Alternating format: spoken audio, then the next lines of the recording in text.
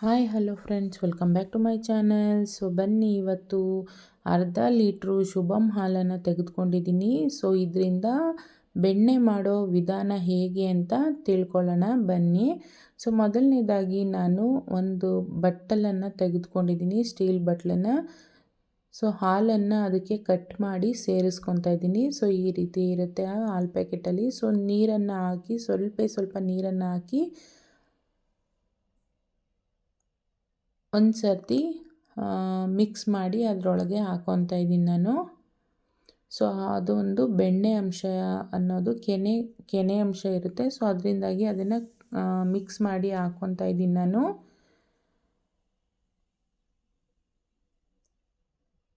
ಆನಂತರ ಸ್ಟವ್ ಹಚ್ಕೊಂಡು ನಾನು ಮೀಡಿಯಮ್ ಟು ಹೈ ಫ್ಲೇಮ್ ಒಳಗಡೆ ಇದನ್ನು ಕಾಯಿಸ್ಕೊತೀನಿ ನಾನು ಹಾಲನ್ನ. ಸೊ ಹಾಲು ಚೆನ್ನಾಗಿ ಕಾಯಬೇಕು. ಸೊ ನೋಡ್ತಾ ಇದ್ದೀರಲ್ಲ, ಉಕ್ಕು ಬರೋ ಥರ ಆಗ್ತಾಯಿದೆ ಇವಾಗ. ಸೊ ಈ ರೀತಿ ಇದ್ದಾಗ ಫುಲ್ ಸಿಮ್ಮಲ್ಲಿ ಇಟ್ಬಿಟ್ಟು 2 ನಿಮಿಷಗಳ ಕಾಲ ಚೆನ್ನಾಗಿ ಕಾಯಿಸ್ಕೋಬೇಕು ಅದನ್ನು. ಸೊ ಆಗಿದೆ, ಇವಾಗ ನಾನು ಆಫ್ ಮಾಡ್ಕೊತಾ ಇದ್ದೀನಿ. ಸೊ ಇದು ಕಂಪ್ಲೀಟಾಗಿ ತಣ್ಣಗಾಗೋದಕ್ಕೆ ಬಿಡ್ತಾಯಿದ್ದೀನಿ ನಾನಿವಾಗ. ಸೊ ನೈಟೇ ಕಾಯಿಸಿ ಇಟ್ಕೊತಾ ಇದ್ದೀನಿ ನಾನು. ಸೊ ನಾನಿವಾಗ ಫ್ರಿಜ್ಜಲ್ಲಿ ಇಟ್ಬಿಡ್ತೀನಿ. ಸೊ ಬೆಳಗ್ಗೆ ಎದ್ದು ನೋಡಿ ತೆಗೆದಿದ್ದೀನಿ ನಾನು, ಫ್ರಿಜ್ಜಲ್ಲಿ ಇಟ್ಟಿದ್ದೆ ನೈಟೆಲ್ಲ. ಸೊ ಇವಾಗ ಕೆನೆಯನ್ನು ತೆಗೆದುಕೊತಾ ಇದ್ದೀನಿ ನಾನು.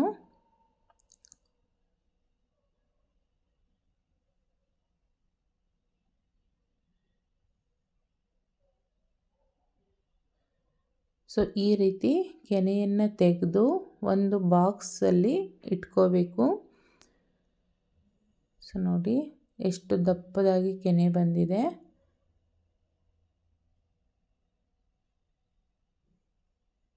ಸೊ ನೋಡ್ತಿರ್ಬೋದು, ಇವಾಗ ಆ ಕೆನೆನೆಲ್ಲ ತೆಗೆದು ನಾನು ಸ್ಟೋರೇಜ್ ಮಾಡ್ತಿರ್ತಕ್ಕಂಥ ಬಾಕ್ಸ್ಗೆ ನಾನು ಇಟ್ಕೊತಾ ಇದ್ದೀನಿ.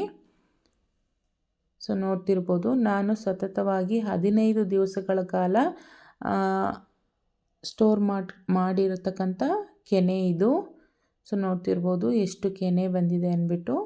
ಸೊ ನಂತರ ನಾನು ಇದಕ್ಕೆ ಮೊಸರನ್ನು ಹಾಕ್ತಾಯಿದ್ದೀನಿ. ಒಂದು 3 ಟೇಬಲ್ ಸ್ಪೂನ್ ಆಗೋಷ್ಟು ಮೊಸರನ್ನು ಸೇರಿಸಿ ಓವರ್ ನೈಟು ಹಾಗೆ ಇಟ್ಟಿರ್ತೀನಿ ಈಚೆನೆ. ಯಾವುದೇ ಕಾರಣಕ್ಕೂ ಫ್ರಿಜ್ಜಲ್ಲಿ ಇಡಬಾರ್ದು. ಸೊ ನಾನು ಕ್ಯಾಪ್ನ ಕ್ಲೋಸ್ ಮಾಡಿ ಓವರ್ ನೈಟು ನಾನು ಹಾಗೆ ಬಿಟ್ಬಿಡ್ತೀನಿ. So next day morning so ನೋಡ್ತಿರ್ಬೋದು, ನಾನು ಬೆಣ್ಣೆಯನ್ನು ತೆಗೆದುಕೊತಾ ಇದ್ದೀನಿ.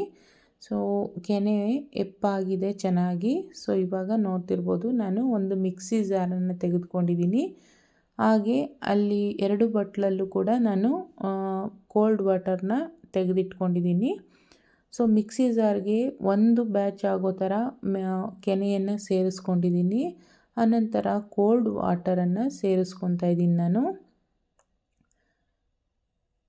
ಸೊ ಇದನ್ನು ಚೆನ್ನಾಗಿ ಗುರ್ ಮಾಡಬೇಕು. ಸುಮ್ಮನೆ ಹಿಂಭಾಗಕ್ಕೆ ತಿರುಗಿಸಿ ಮಿಕ್ಸಿಲಿ ಗುರ್ ಮಾಡಬೇಕು. ಸೊ ನೋಡ್ತಾ ಇದ್ದೀರಲ್ಲ ಬೆಣ್ಣೆ ಎಷ್ಟು ಚೆನ್ನಾಗಿ ಬಂದಿದೆ ಅಂತ.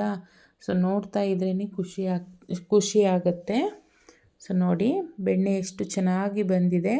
ಸೊ ಒಂದು ಕೈ ಇಡೀ ಆಗುವಷ್ಟು ಕೂಡ ಚೆನ್ನಾಗಿ ಸಿಕ್ಕಿದೆ ನೋಡಿ, ಒಂದೇ ಬ್ಯಾಚಿಗೆನೆ. ಸೊ ನೋಡಿದ್ರಲ್ಲ, ತುಂಬಾ ಚೆನ್ನಾಗಿರುತ್ತೆ ಬೆಣ್ಣೆ, ಸಾಫ್ಟಾಗಿ. ಸೊ ನೋಡ್ತಿರ್ಬೋದು, ಇವಾಗ ನಾನು ನೀರಲ್ಲಿ ಹಾಕ್ಕೊತಾ ಇದ್ದೀನಿ ಬೆಣ್ಣೆನ.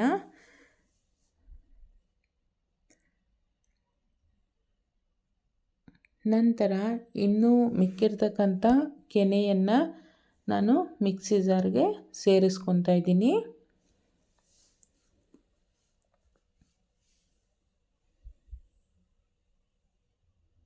ಸೊ ಇದನ್ನು ಕೂಡ ಹಿಂಭಾಗಕ್ಕೆ ತಿರುಗಿಸ್ಕೊಂಡು ಗುರ್ರ ಅಂತ ಮಾಡಿಕೊಂಡು ಬರ್ತೀನಿ.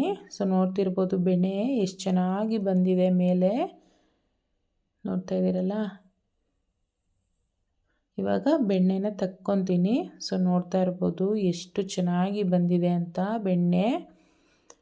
ಸೊ ಇವಾಗ ಈ ಒಂದು ಇದರಲ್ಲಿ ಜಾಸ್ತಿ ಬಂದಿದೆ ಇನ್ನೂ ಕೂಡ. ಸೊ ನೋಡ್ತಿರ್ಬೋದು. ಸೊ ಇದಿಷ್ಟು ಬೆಣ್ಣೆನ ತೆಕ್ಕೊತೀನಿ ನಾನು. ಸೊ ನೋಡಿದ್ರಲ್ಲ, ಅದು ಕೈ ಪೂರ್ತಿ ಎಟಕ್ತಾನೆ ಇಲ್ಲ, ಅಷ್ಟು ಬೆಣ್ಣೆ ಸಿಕ್ಕಿದೆ ನೋಡಿ. ಸೊ ನೋಡ್ತಿರ್ಬೋದು ಎಷ್ಟು ಚೆನ್ನಾಗಿ ಬಂದಿದೆ ಬೆಣ್ಣೆ ಅಂತ ಹೇಳ್ಬಿಟ್ಟು. ಸೊ ಇವಾಗ ಆ ನೀರು ಕೋಲ್ಡ್ ವಾಟರ್ ಒಳಗೆ ಸೇರಿಸ್ಕೊತೀನಿ ನಾನಿವಾಗ ಬೆಣ್ಣೆನ. ಸೊ ನಂತರ ಇನ್ನು ಮಿಕ್ಕಿದ್ದನ್ನೆಲ್ಲ ಎತ್ಕೊತೀನಿ ನಾನು ಬೆಣ್ಣೆ. ಸೊ ಇದಾಗಿದೆ ನೋಡಿ, ಎಷ್ಟು ತುಂಬ ಹಾಲಿನ ಅಂಶ ಜಾಸ್ತಿ ಇರುತ್ತೆ ಬೆಣ್ಣೆಯಲ್ಲಿ. ಸೊ ಆ ಕಾರಣದಿಂದಾಗಿ 2 ಬ್ಯಾಚಲ್ಲಿ ತೊಳಿತಾ ಇದ್ದೀನಿ ನಾನು ಬೆಣ್ಣೆನ. ಸೊ ಚೆನ್ನಾಗಿ ತೊಳ್ಕೊಬೇಕು ಬೆಣ್ಣೆ. ಸೊ ನೋಡಿ ಇವಾಗ ನೆಕ್ಸ್ಟು ಇನ್ನೊಂದು ಬೌಲಲ್ಲಿ ಇಟ್ಟಿರ್ತಕ್ಕಂಥ ನೀರೊಳಗೆ ಸೇರಿಸ್ಕೊತಾ ಇದ್ದೀನಿ ನಾನು. ಸೊ ನೋಡಿ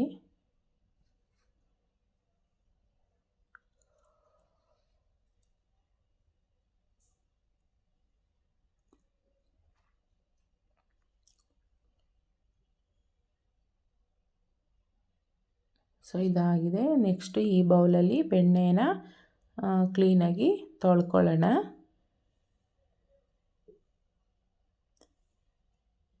ಇಲ್ಲ ಅಂದರೆ ಕ್ಲೀನಾಗಿ ತೊಳಿಲಿಲ್ಲ ಅಂದರೆ ಫುಲ್ಲು ಹಾಲು ವಾಸನೆ ಬರ್ತಾ ಇರುತ್ತೆ. ಸೊ ಆ ಕಾರಣದಿಂದಾಗಿ ಚೆನ್ನಾಗಿ ತೊಳ್ಕೊಬೇಕು. ಸೊ ನೋಡ್ತಾ ಇದ್ದೀರಲ್ಲ ಬೆಣ್ಣೆ ಎಷ್ಟು ಚೆನ್ನಾಗಿ ಎಷ್ಟು ಬಂದಿದೆ ನೋಡ್ತಾ ಇರ್ಬೋದು, ಕ್ವಾಂಟಿಟಿನೂ ಕೂಡ. ಸೊ ಹಾಲು ತಂದು ಸುಮ್ಮನೆ ಬರೀ ಹಾಲೊಂದು ಕುಡಿದ್ರೆ ಸಾಕಾಗೋದಿಲ್ಲ. ಈ ರೀತಿ ಮಾಡಿಕೊಂಡ್ರೆ ಮನೆಗೆ ತುಪ್ಪನೂ ಆಗುತ್ತೆ, ಬೆಣ್ಣೆನೂ ಆಗುತ್ತೆ. ಸೊ ರೊಟ್ಟಿ ಮಾಡಿದಾಗೆಲ್ಲ ನಾವು ಈ ರೀತಿ ಬೆಣ್ಣೆ ಮಾಡಿಟ್ಕೊಂಡಿದ್ರೆ ಸೊ ನಾವು ಒಂದು ರೊಟ್ಟಿಗಳ ಮೇಲೆ ಹಾಕೊಂಡು ತಿನ್ನೋದಕ್ಕೆ ತುಂಬಾ ರುಚಿಯಾಗಿರುತ್ತೆ. ಸೊ ನೋಡಿ ಬೆಣ್ಣೆ ರೆಡಿಯಾಗಿದೆ ಇವಾಗ.